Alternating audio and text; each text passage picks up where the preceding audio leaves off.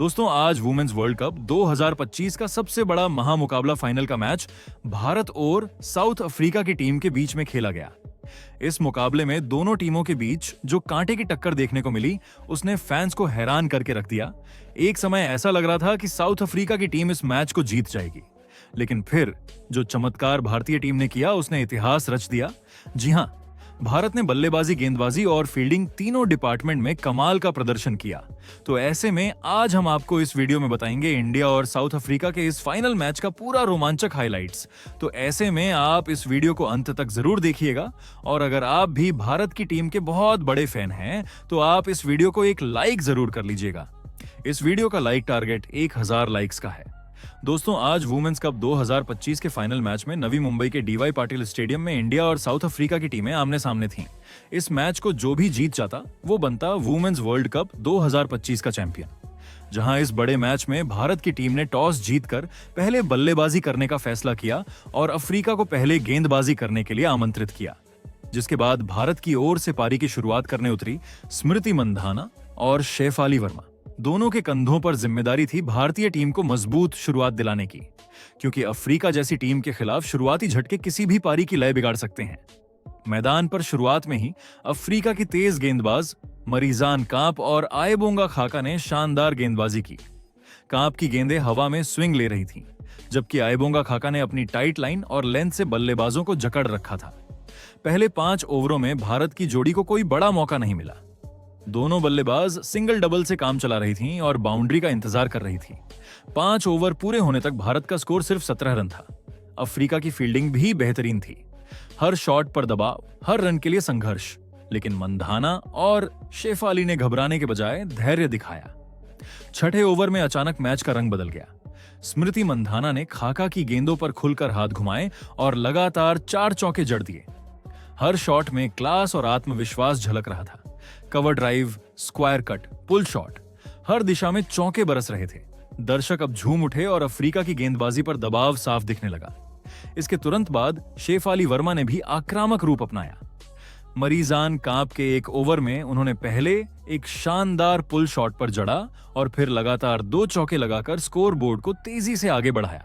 इन हमलों ने अफ्रीका को सोचने पर मजबूर कर दिया कि आखिर इस साझेदारी को तोड़ा कैसे जाए। पहले 10 ओवरों में भारत का स्कोर 59 रन पर पहुंच चुका था और सबसे अहम बात, कोई विकेट नहीं गिरा था। यही वह शुरुआत थी जिसकी भारत को जरूरत थी। पावर प्ले खत्म होने के बाद भी दोनों बल्लेबाजों ने अपना रुख नहीं बदला। मंधाना ने जहां गेंदबाजों पर मनोवैज्ञानिक दबाव बनाए रखा, वहीं शेफाली, जो हमेशा आक्रामक मूड में बल्लेबाजी करती है, उन्होंने आज सिंगल डबल से स्ट्राइक रोटेट करते हुए साझेदारी को मजबूत किया। दोनों के बीच शानदार तालमेल था। बिना किसी जल्दबाजी के रन बनाना और हर खराब गेंद का फायदा उठाना। स्मृति मंधाना अब पूरी लय में नजर आ रही थी। उन्होंने अफ्रीका की गेंदबाज डी क्लर्क के एक ओवर में 2 बेहतरीन छक्के जड़ दिए, एक लॉन्ग ऑन पर और दूसरा एक्स्ट्रा कवर के ऊपर से। इस ओवर ने मैदान का माहौल पूरी तरह भारतीय रंग में रंग दिया। इसके बाद मंधाना ने सिर्फ 47 गेंदों में अपनी हाफ सेंचुरी पूरी की। 16वें ओवर में जब उन्होंने यह अर्धशतक बनाया तो पूरा भारतीय ड्रेसिंग रूम तालियों से गूंज उठा। स्मृति के बाद अब शेफाली वर्मा ने भी अपना रंग दिखाना शुरू किया। उन्होंने अफ्रीका के स्टार स्पिनर नोकुलुलेको अमलाबा को टारगेट बनाया और उनके ओवर में मिड ऑन और मिड ऑफ के ऊपर से लगाए गए उनके टाइमिंग भरे शॉट इतने शानदार थे कि गेंदबाज सिर्फ देखते रह गए। शेफाली ने रन रोटेट करते हुए स्ट्राइक पर बने रहना चुना और धीरे धीरे अपने अर्धशतक की ओर बढ़ती रही। आखिरकार 22वें ओवर में उन्होंने भी अपनी 50 पूरी की, जो उनकी परिपक्वता और क्लास का सबूत थी। इस समय तक अफ्रीका के गेंदबाजों के चेहरों पर थकान साफ दिख रही थी। कप्तान ने एक के बाद एक बदलाव किए, लेकिन कोई असर नहीं हुआ। भारत की दोनों ओपनर्स ने हर गेंदबाज को पढ़कर खेला। तेज गेंदबाजों पर पुल शॉट और ड्राइव, जबकि स्पिनर्स के खिलाफ स्वीप और लॉफ्टेड शॉट्स का शानदार मिश्रण देखने को मिला। जब पारी का 24वां ओवर खत्म हुआ तो भारत के स्कोर बोर्ड पर 150 रन बिना कोई विकेट खोए चमक रहा था। स्मृति और शेफाली वर्मा की साझेदारी अब अफ्रीका के लिए एक बुरे सपने में बदलती जा रही थी और साथ में अफ्रीका की टीम को ट्रॉफी से भी दूर कर रही थी। स्मृति और शेफाली की इस साझेदारी की सबसे बड़ी खूबी थी तालमेल। दोनों बल्लेबाजों ने एक दूसरे की ताकत को समझा और उसी के हिसाब से खेला। मंधाना आक्रामक थी तो शेफाली ने एंकर की भूमिका निभाई। हर रन के बाद दोनों के बीच में मुस्कुराहट और हल्की बातचीत यह दिखा रही थी कि टीम में माहौल सकारात्मक है। गेंदबाजों के बीच चर्चाएं हो रही थी, लेकिन भारत की जोड़ी को रोक पाना मुश्किल साबित हो रहा था। जब 25वां ओवर पूरा हुआ तब तक भारत का स्कोर 154 रन बिना कोई नुकसान के था। यह भारत की वुमेन्स वर्ल्ड कप 2025 में अब तक की सबसे बेहतरीन शुरुआती साझेदारियों में से एक थी। स्मृति मंधाना लगभग 80 रन पर नाबाद थी और शेफाली वर्मा 60 के आसपास खेल रही थी। इस वक्त तक दोनों ने सिर्फ बल्लेबाजी नहीं बल्कि एक बयान भी दिया था कि भारत की वुमेन्स टीम अब किसी भी परिस्थिति में दबाव में नहीं आने वाली। अफ्रीका जैसी मजबूत टीम के खिलाफ यह साझेदारी आत्मविश्वास और कौशल दोनों का प्रतीक थी। दर्शक उम्मीद कर रहे थे कि आने वाले ओवरों में भारत 300 प्लस के विशाल स्कोर की ओर बढ़ेगा और मंधाना शेफाली की जोड़ी शतक की ओर। 25 ओवर तक का यह खेल सिर्फ बल्लेबाजी का नहीं था बल्कि टीम इंडिया के आत्मविश्वास और जज्बे का प्रदर्शन था। जैसे जैसे ओवर आगे बढ़ते गए स्मृति मंधाना का आत्मविश्वास और बढ़ता गया। वो अब पूरी तरह सेट थी और अफ्रीका के गेंदबाजों को समझ चुकी थी। चाहे स्पिनर हो या तेज गेंदबाज, उनके सामने अब सब एक जैसे लग रहे थे। मंधाना शतक की ओर तेजी से बढ़ रही थी। उनकी टाइमिंग, लाजवाब पैर मूवमेंट, शानदार और शॉट सिलेक्शन बेहद सोच समझकर किया गया। दूसरी ओर शेफाली वर्मा भी अपने 70 रन के पार पहुंच चुकी थी और रन रेट लगातार बढ़ रहा था। फिर आया 29वां ओवर। मरीजान कांप गेंदबाजी के लिए भी आई और मैदान पर सन्नाटा छा गया। शेफाली वर्मा ने उनकी गेंद को लॉन्ग ऑन के ऊपर से उछालने की कोशिश की, लेकिन गेंद पूरी तरह बल्ले के बीच में नहीं आई। गेंद हवा में गई और सीधा फील्डर के हाथों में समा गई। भारत को 166 रन के स्कोर पर पहला झटका लगा। पूरा स्टेडियम खामोश हो गया क्योंकि यह साझेदारी भारत की रीढ़ थी, लेकिन हर कोई खड़ा होकर शेफाली वर्मा का तालियों से स्वागत कर रहा था। उन्होंने टीम के लिए शानदार 74 रन बनाए। उनका योगदान भारत की पारी के लिए अहम रहा।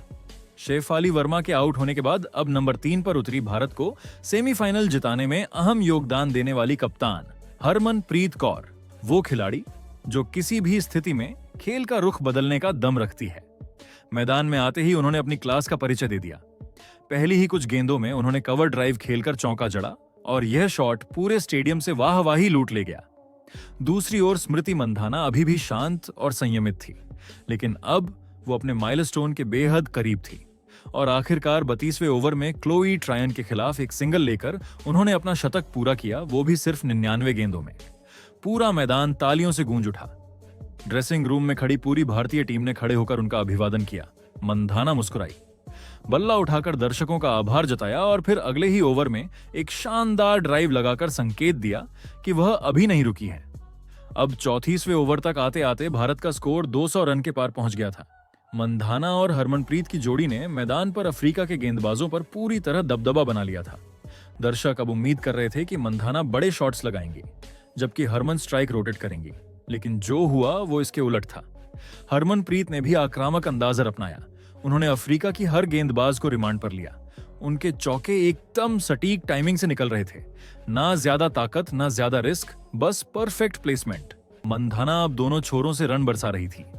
स्वीप, पुल, कवर ड्राइव, हर शॉट क्लास का नमूना था।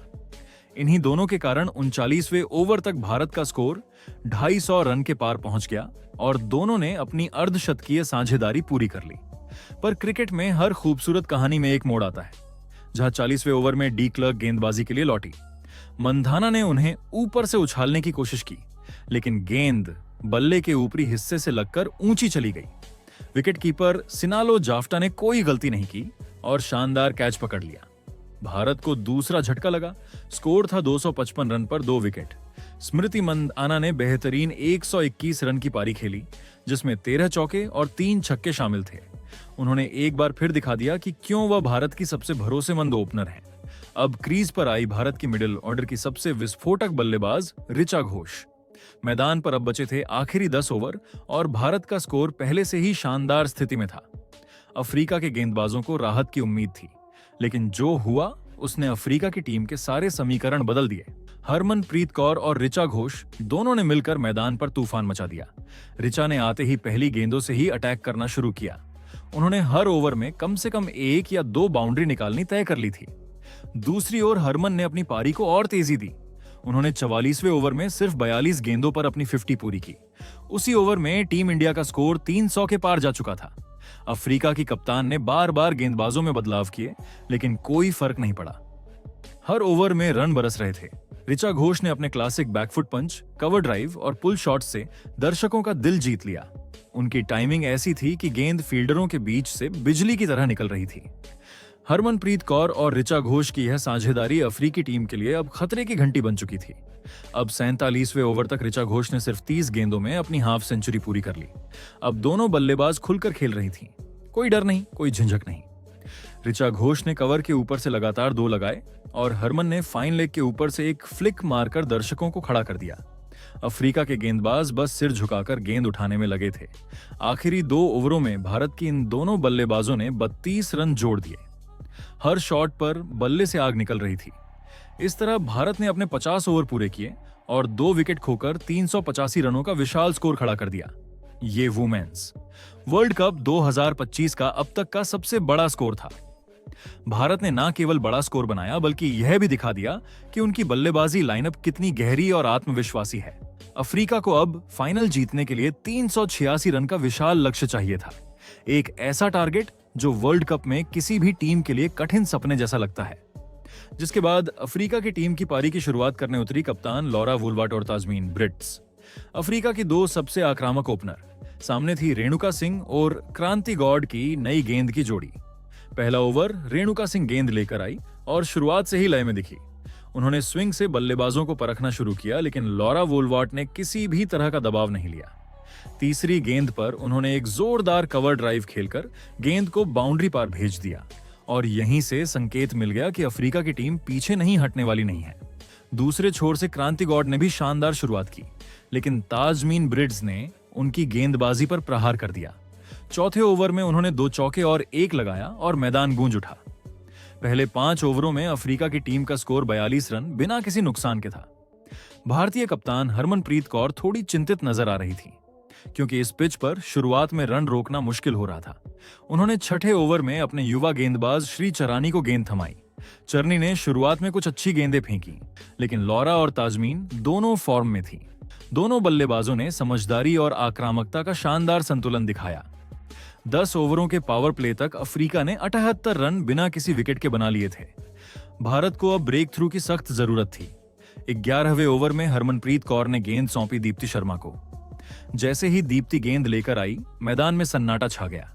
उनका पहला ओवर काफी कसा हुआ था, सिर्फ 4 रन आए। गेंद टर्न हो रही थी और लॉरा वुलवाट परेशान दिखी, जिसके बाद 18वें ओवर में दीप्ति शर्मा ने जाल बिछाया। उन्होंने एक फ्लाइटेड गेंद फेंकी। ताजमीन आगे बढ़ी और लॉन्ग ऑफ की दिशा में बड़ा शॉट खेलने की कोशिश की, लेकिन गेंद बल्ले के ऊपरी हिस्से से लगी और सीधे आसमान में गई।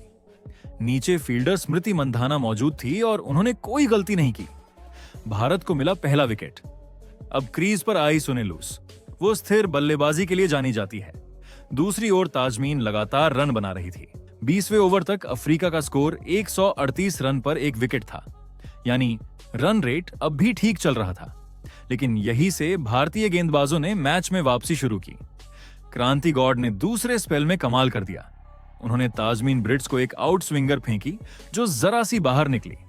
ताजमीन ने ड्राइव खेलने की कोशिश की और गेंद सीधा स्लिप में दीप्ति के हाथों में चली गई। ताजमीन ब्रिड्स 61 रन बनाकर आउट हुई और भारत को दूसरा बड़ा विकेट मिल गया। अब मैदान पर हल्का तनाव था।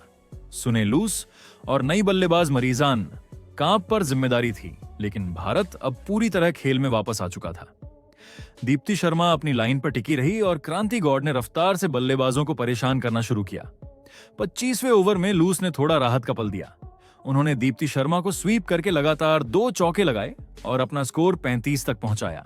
लेकिन अगली ही गेंद पर दीप्ति का बदला तैयार था।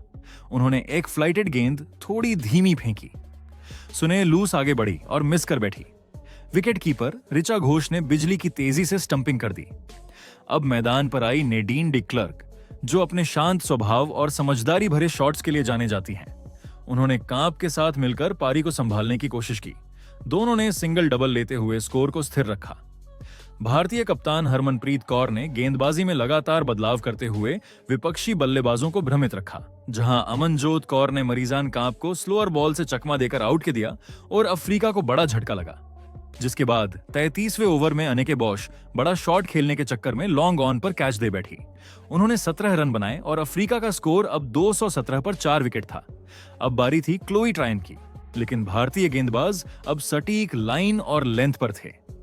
अमनजोत कौर ने उन्हें मुश्किल में डाल दिया और आखिरकार 39वें ओवर में ट्रायन एक बाउंसर पर पुल शॉट खेलते हुए कैच दे बैठी।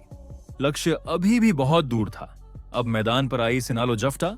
उन्होंने आते ही श्री चरनी की गेंद पर शानदार चौका लगाया, लेकिन अगली ही गेंद पर गुगली से चकमा खा गई और विकेट कीपर ऋचा घोष को कैच दे बैठी।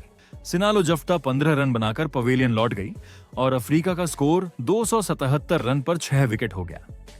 अब केवल नडीन डिक्लर्क एक छोर संभाले हुए थी। उन्होंने जिम्मेदारी भरी बल्लेबाजी की, सिंगल्स डबल्स लेते हुए अपने रन 47 तक पहुंचाए। उन्होंने कुछ खूबसूरत शॉट्स भी खेले। वही फिर आखिरी 5 ओवरों में भारत की गेंदबाजी सटीक रही। क्रांति गौड़, अमनजोत कौर और रेणुका सिंह ने डेथ ओवरों में शानदार कंट्रोल दिखाया। किसी भी बल्लेबाज को खुलकर शॉट खेलने का मौका नहीं दिया। अफ्रीका ने अपने पूरे 50 ओवर खेल लिए, लेकिन स्कोर बोर्ड पर सिर्फ 299 रन जुड़ पाए। मैंने देखा कि भारत ने 86 रनों के अंतर से जीत लिया और इसी के साथ वो वुमेन्स वर्ल्ड कप 2025 की चैंपियन भी बन गई। तो दोस्तों, आपके हिसाब से भारत की इस जीत का असली हीरो कौन है? अपनी राय कमेंट में जरूर बताइएगा।